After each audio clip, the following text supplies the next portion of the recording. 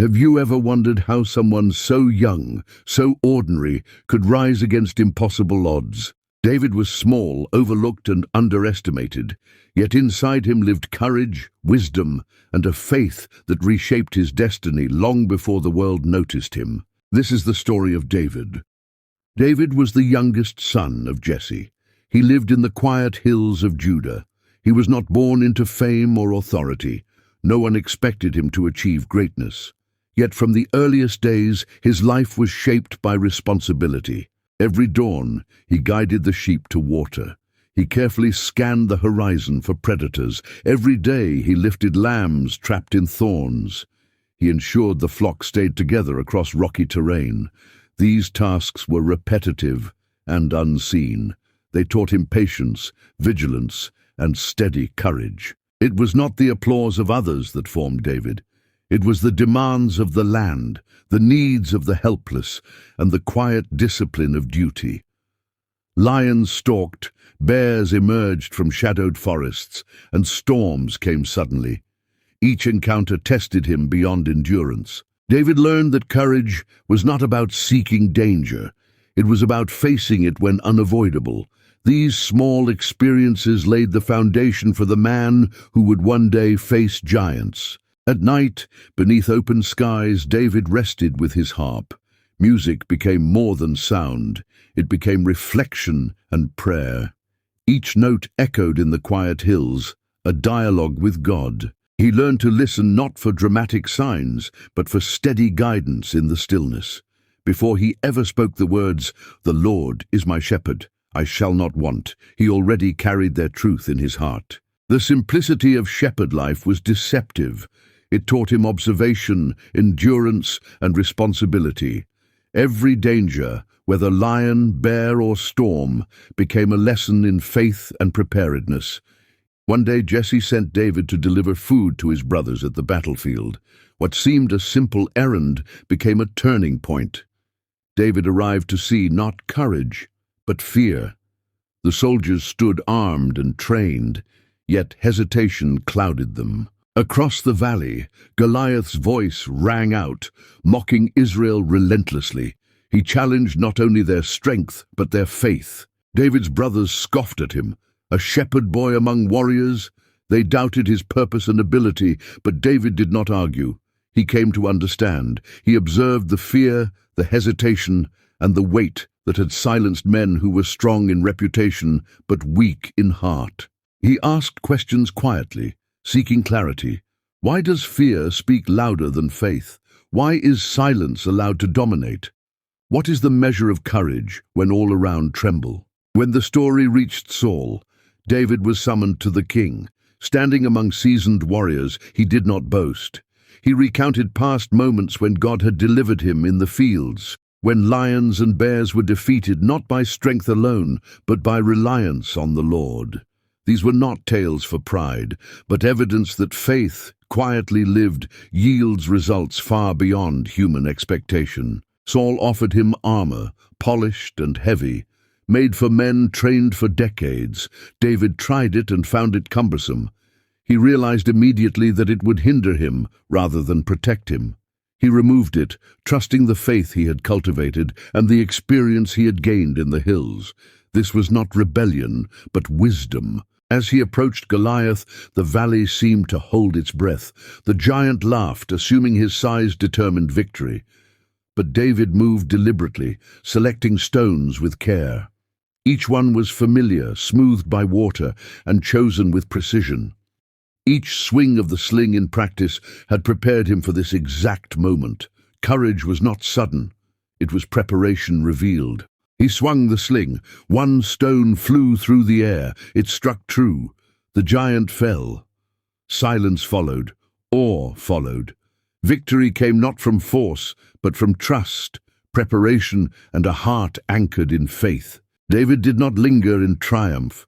He returned to Saul's house, where music became his instrument and observation his guide. Let's pause for a second. If you're new to this channel, hit the subscribe button. Every new subscriber helps us craft stories that bring the Bible to life, teaching lessons of faith, bravery, and heart. Join the family and walk with us as we explore stories that change lives. One hero, one moment, one story at a time.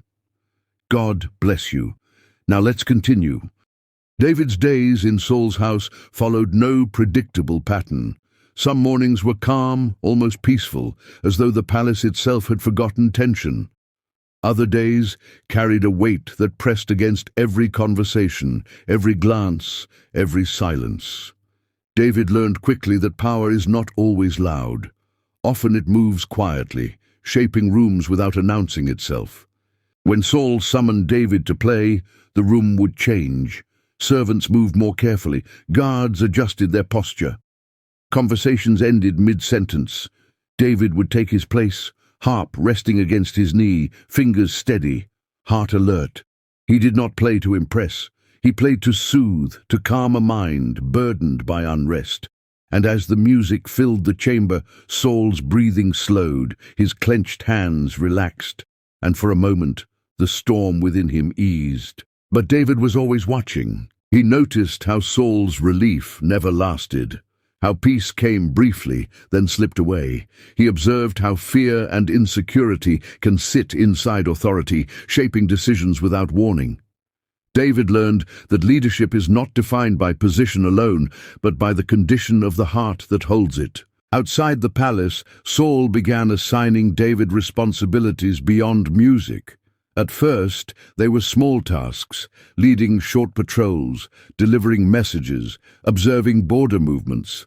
Nothing that drew attention, nothing that felt like promotion. But David treated each assignment with care. When he was sent to observe enemy movement near a remote settlement, he did not rush. He studied the land first, the slopes, the wind, the paths animals used. He positioned his men where they could see without being seen, hear without being heard. When danger passed without conflict, David returned with information instead of bloodshed. Saul received the report. The men returned alive. The villagers slept safely. David learned something important then. Victory does not always announce itself. Sometimes it looks like prevention. More missions followed, each one slightly more demanding. David was given small groups of soldiers, often men overlooked by others, quiet men, tired men, men who had not yet proven themselves. David did not command them harshly.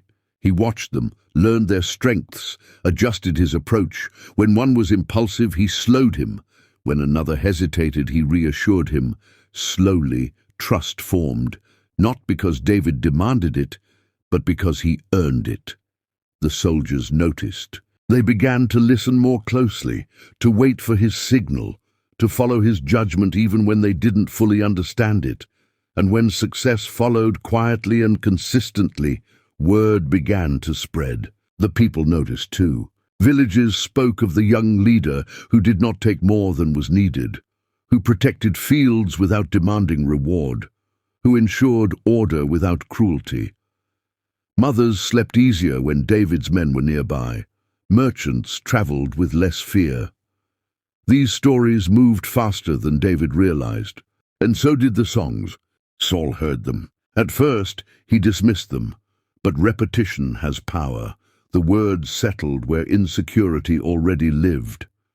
David sensed the shift, not through words, but through atmosphere. Praise once spoken freely became measured. Compliments turned cautious. Saul's eyes lingered longer than before.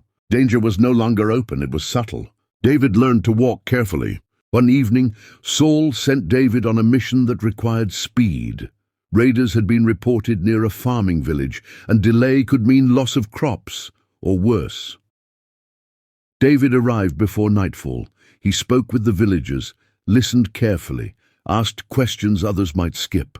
He learned where the raiders had passed, how often they returned, what they took, and when. David chose patience over haste. He positioned his men near the fields, instructing them to remain hidden. Hours passed. The men grew restless, but David waited. When the raiders returned under cover of darkness, they found resistance, not chaos, but coordination. The encounter ended quickly. No unnecessary bloodshed. The village remained intact. As dawn broke, villagers gathered. Gratitude filled the air, but David refused reward beyond what was needed for the journey. He reminded them that protection was not leverage. That moment shaped his men. They began to understand that leadership could be strong without being greedy, that power did not need to exploit. Back in Saul's house, tension continued to build. David felt it during meals, when conversation shifted awkwardly. He felt it during training, when commands contradicted logic. He felt it in the way Saul's spear was never far from his hand, and yet David remained steady. One night, Saul's jealousy broke through restraint. The spear flew. David moved instinctively, trained by years of alertness. It struck the wall behind him. Silence followed. No accusation, no explanation, only the sound of David's breathing and the knowledge that something had crossed a line. That night, David did not confront Saul. He did not argue. He left, not in rebellion but in survival. The palace faded behind him as hills rose ahead. The wilderness welcomed him with familiarity. The same land that had trained him as a shepherd now became refuge for a hunted man. The caves were cold, the nights long. But David knew this terrain. He understood its silence. And slowly men came. Not warriors polished by discipline, but men burdened by life. Some were in debt, some were discontent, some were broken by disappointment. They came because they had heard stories, because they needed direction, because they believed David was different. David did not reject them. He gathered them carefully, teaching before commanding. He explained why patience mattered, why noise invited danger, why discipline saved lives. He trained them to move as one, not through fear, but through trust. Their first nights together were uneasy. Fires were small, conversations quiet. Fear lingered, but David spoke calmly. He shared experience. He did not promise ease, only purpose. Soon opportunities came to prove leadership. A village near the wilderness was being harassed by roaming bandits. The people were afraid to resist. David listened to their story. He did not rush to action. He observed patterns, asked about timing, terrain, habits. Then he moved. The operation was precise. David divided his men, positioning them along escape routes. When the bandits arrived, they found themselves surrounded, not attacked recklessly, but contained. The threat ended without destruction. The villagers were safe. Gratitude followed, and loyalty deepened. David's men began to change. Fear gave way to confidence, disorder to discipline. Broken men began to believe they could be part of something meaningful. But David's greatest test came not from enemies, but from opportunity. In a cave hidden and dark, Saul entered alone. David's men whispered urgently. This was the moment. The chase could end, the threat removed. Logic made its case. Emotion stirred. Even destiny seemed close enough to touch. David moved quietly. He stood behind Saul, close enough to strike. Instead, he cut a corner of Saul's robe. The sound felt loud in the stillness. His heart raced. Immediately, his conscience stirred. This was not the path. When Saul left the cave, David revealed himself, not in accusation, but in humility. He returned the cloth. He spoke with respect. He showed restraint where revenge was expected. That moment defined him. Because David proved that faith is not proven only when facing giants, but when refusing to become one. Life in the wilderness continued. David protected villages. He mediated conflicts. He restrained anger among his men. He chose wisdom over impulse again and again. These were not moments that made songs, but they shaped a king. Years passed. Samuel's anointing still lingered in memory. The throne remained distant. Waiting tested David more than battle ever had, but he held to faith, reminding himself that delay is not denial, and preparation often looks like obscurity. David was no longer just surviving. He was being shaped, and the nation was beginning to notice. The final chapter was approaching, but it had not yet arrived. By the time David realized the wilderness had changed him, it had already done its work. He no longer thought like the shepherd who once walked behind sheep, nor like the young man who stood before Saul's throne playing music to calm a restless spirit.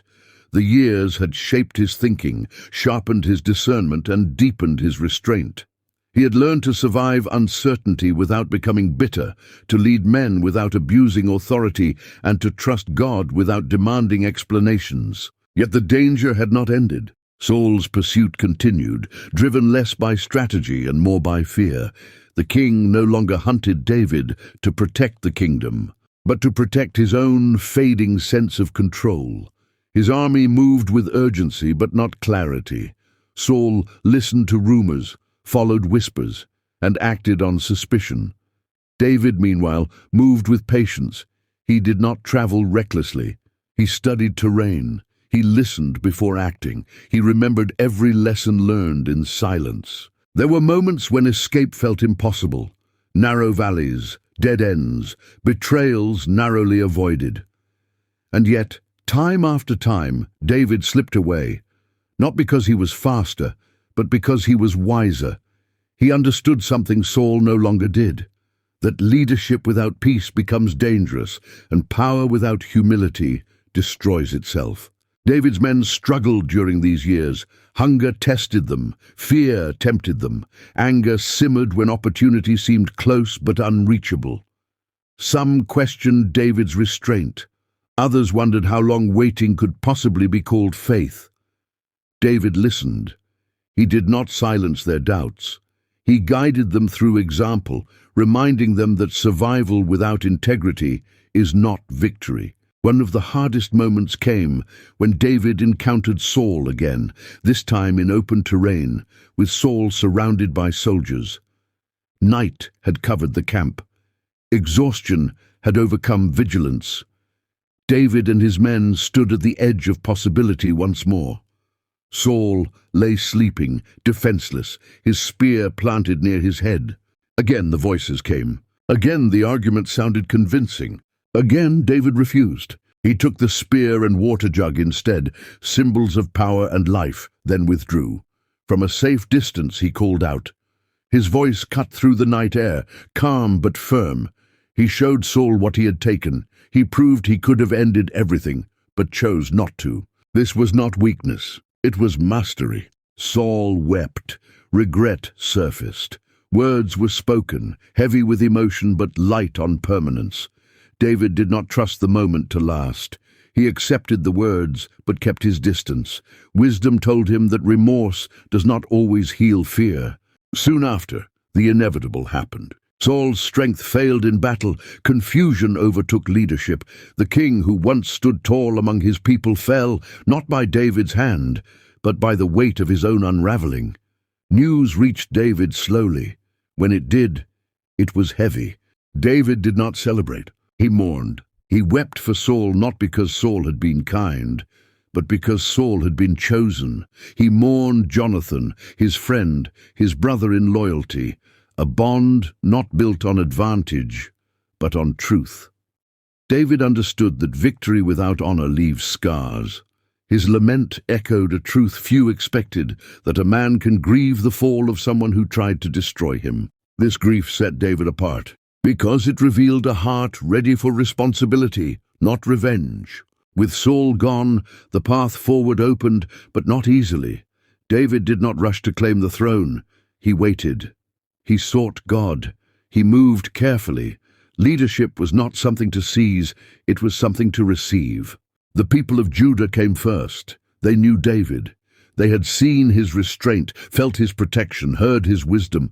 They anointed him king, but only over their region. The nation remained divided. Others followed Saul's house. Conflict lingered. David ruled patiently. He did not force unity. He governed justly. He rewarded loyalty, punished wrongdoing fairly, and continued to lead with restraint. Slowly, trust grew. The wounds of division began to heal. Those who once doubted now watched closely. Years passed. Then the moment came. The elders of Israel approached David, not in fear, but in recognition. They remembered how he had led, even before wearing a crown, how he had protected the people when others failed, how he had waited when he could have taken. They anointed him king over all Israel. The promise had arrived, but it did not feel triumphant. It felt heavy. David understood then that the throne was not a reward.